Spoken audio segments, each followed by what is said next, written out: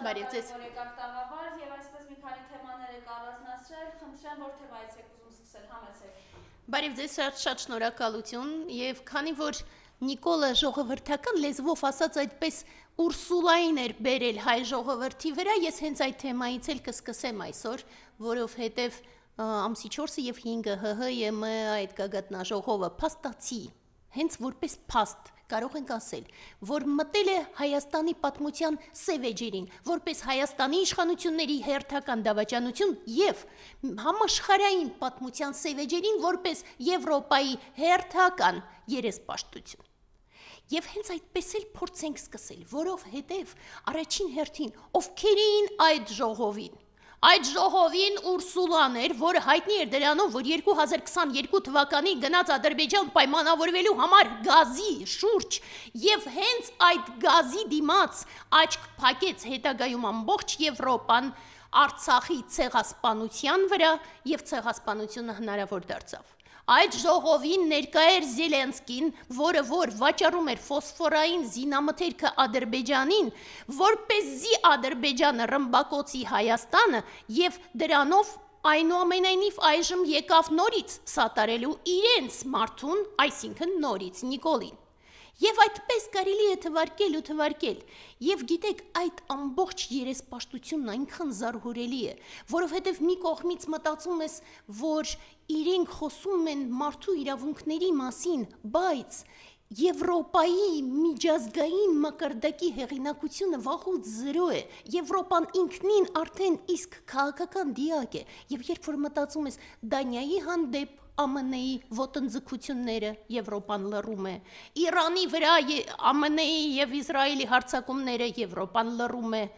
Պաղեստինցիների ցեղասպանությունը Եվրոպան լռում է, ու երբ որ հին ժամանակներից գալիս ես այդպես դեռ Պոնտի Պիլատի ժամանակ, երբ որ դա նույն Եվրոպայի մարմնավորումներ, այն ժամանակ երբ որ խաչում էին Քրիստոսին Եվրոպան լվաց ձեռքերը, դրանից հետո երբ որ հարձակվեցին թուրքերը Բյուզանդիայի վրա եւ այդ մոգական ասում են քաղաքների քաղաք Կոնստանտինոպոլիսը հարձակվեցին, ավերեցին եւ Եվրոպան նորից լռում էր, հետագայում լռում էր հայոց ցեղասպանության ժամանակ ու լռում է այժմ եւս։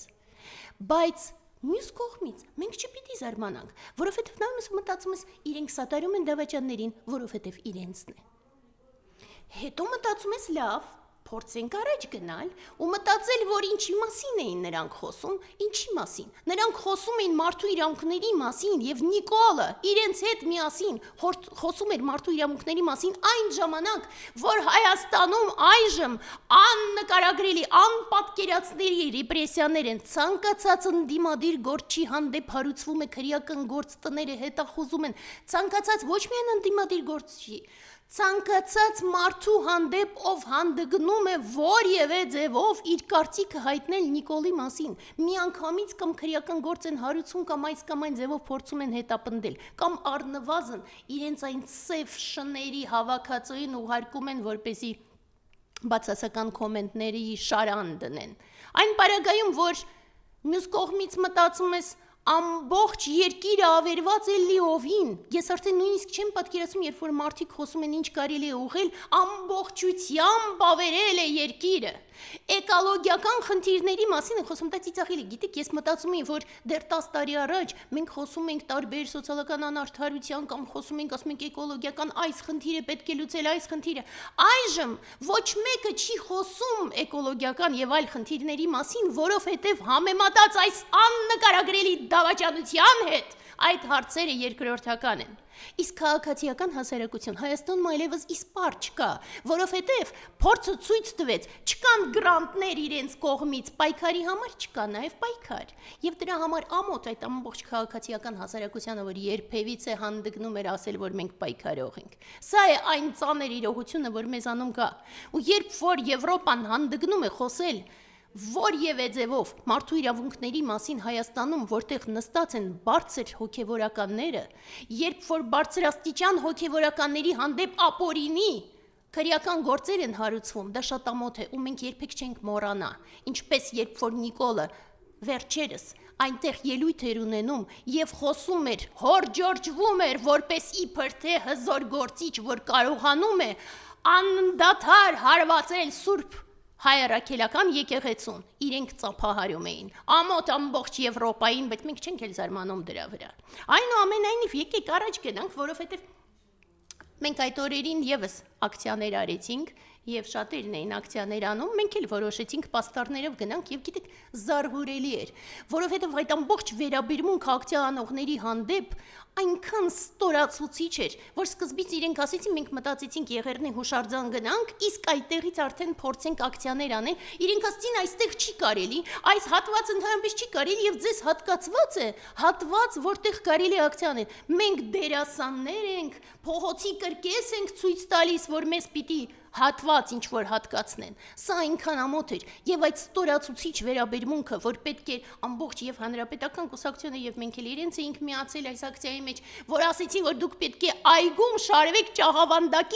Ճաղավանդակի հետևնամասում, իսկ մայթով չի կարելի քայլել, իսկ միևնույն ժամանակ մայթով քայլում էին հարբած ադրբեջանցիներ, եւ երբ որ մենք ոստիկանության ասեցինք, բա իրենք ովքեր են որ քայլում են, իրենք կարմրեցին, գոնե լավ է, որ կարմրեցին, բայց գիտեք շատ կարևոր բան, ես տարիներ շարունակ անընդմեջ պաշտպանում էի ոստիկանությանը, ես ասում էի, որ ոչինչ, իրենց գործ են անում, կամք չունեն, թույլ են, ոչինչ, բայց այնուամենայնիվ իրենց գործն են անում, չեն կարող գործից հրաժարվել եւ այլն, բայց այլևս չեն պաշտպանելու, որովհետեւ այդ ամբողջ վերաբերմունքը, գիտեք, իրենք շատ տարօրինակ է, իրենք արգելում են, որ դու որևէ ձևով քայլ անես, մենք կանանց փոքրիկ խումբեր, ընդամենը պաստառներով, իրենք ասում են պաստառով չի կարելի, առանց պաստառ խնդրեմ, ու այդ ամբողջ վերաբերմունքով հանդերձ, երբ որ որևէ ձևով իրենց պատասխանում ես, իրենք միանգամից վիրավորվում են։ Եվ փոքրիկ տարերից մեկը, որ մի հատ կապիտան էր, ոմն կապիտան Մատինյան, մոտեցավ ինձ, վիրավորեց, իսկ հետո երբ որ ես սկսեցի իրեն պատասխանել, գիտեք ինքը փախավ։ Արագ վազեց փախավ, ես հետևից գոռում էի, որ որպես այդ պագոններ կրող վերադարձիր, եթե դա չի ազդում որպես տղամարդ վերադարձիր, պատասխան տուր քո խոսքերի համար, ինքը արագ փախնում էր ու ես մտածում եմ հետո ինքը տանը ինչ է ասելու։ Ինքը իր որդու աչքերին նայելուց ինչ է ասելու, ասելու ես ծառայում եմ Դավաճանին, Դավաճանի հանցավոր հրամանները կատարում եմ, իսկ ազատ ժամանակ, բայց այդ նույն ծառայության մեջ վիրավորում եմ կանանց, իսկ երբ որ իրենք ինձ ասում են, որ որպես տղամարդ պատասխան տուր փախնում եմ, որովհետև ինչ եմ։ Ու այդ ժամանակ ես հարցնում եմ, ինչ են դարձել մեր այդ ամբողջ տղամարդիկ ոստիկանության բոլոր ծառայողները, որ կատարում են հանցավոր հրամանը ու մտածում են, որ քանի որ դա ընդամենը հրաման է, իրենք չեն պատասխան տալու։ Բայց մենք գիտենք, այն Նյուրնբերգյան process-ից հետո մենք գիտենք, ցանկացածը ով կատարում է հանցավոր հրամանը եւս հանցագործ է։ Եվ նրանք բոլորը պատասխան տալու են։ Ու դրանից հետո այդ ակցիայի շարունակություն որպես, ես չեմ ասում, իհարկե հիանալի մարդիկ էլ կան ոստիկանության մեջ նորից, պարզապես կամք չունեն, որ հրաժարվեն Դավաճանին ծառայելուց։ Այնուամենայնիվ, գիտեք, իրանցից մեկը մոտեցավ, ես ասեցի դու ընդհանրապես մի խոսիր, որտեվ մենք գիտենք, մենք հիշում ենք ոմանց, մենք հիշում ենք այն նրանց, ովքեր որ գնում էին եռաբլուր եւ վիրավորում էին զինվորների, զոհված զինվորների մայրերին եւ վիրավորում էին վեհափառ հայրապետին։ Ու դա չենք ների։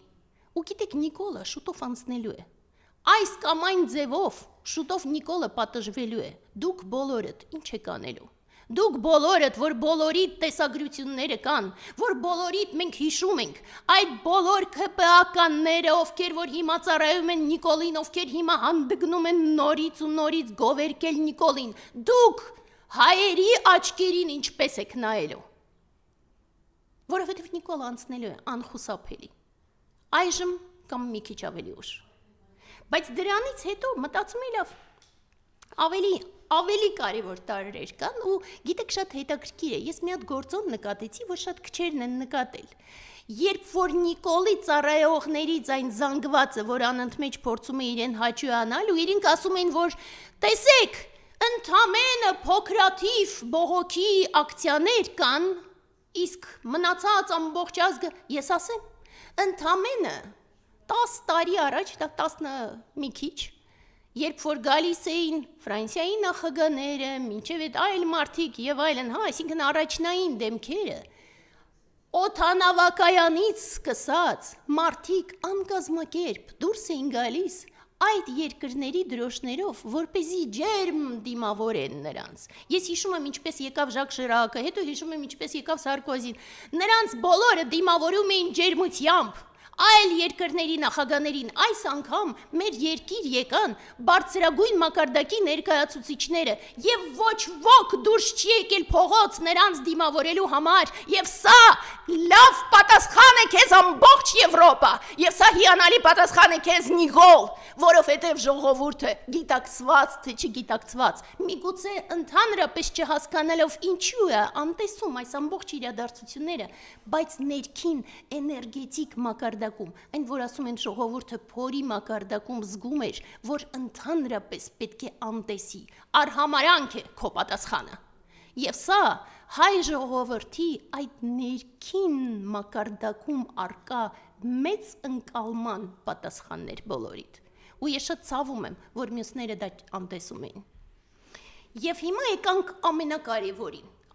որովհետև սա է, այն հարցը, որը բոլորին հուզում է, ոչ թե ինչ կլինի տնտեսական զարգացումը, սոցիալական վիճակը, կրթությունը եւ այլն, դա իհարկե կարևոր հարցեր են, բայց ամենակարևորը խաղաղության գործոնն է, եւ այստեղից մենք գալիս ենք ամենակարևոր թեմային, որովհետեւ այդ ժողովին ներկա էին նաեւ Թուրքիայի եւ Ադրբեջանի ներկայացուցիչները, եւ այդ ժամանակ, որ ոնց որ ասեցի արդեն, ես մտածում էի ուր հասանք մենք, որ հայոց ոստիկանությունը պահում է հայերին, որ հանկարծ չգան պարզապես հանկարծ պաստար ցույց չտան Ադրբեջանի ներկայացուցիչներին։ Եվ այստեղից գալիս է այդ ամենակարևորը, երբ որ Նիկոլը համարձակվում է խոսել խաղաղության մասին, երբ որ Ադրբեջանը ասում է, որ իբր թե խաղաղություն է ձևավորվում, բայց չէ որ միևնույն ժամանակ մենք ինչ ունենք դաշտում, մենք ունենք 150,000 արցախցի տեղ հանված Արցախից, զրկված իրենց տներից, եւ գիտեք, այստեղ շատ կարևոր է, ի տարբերություն Հայաստանի Հանրապետության քաղաքացիների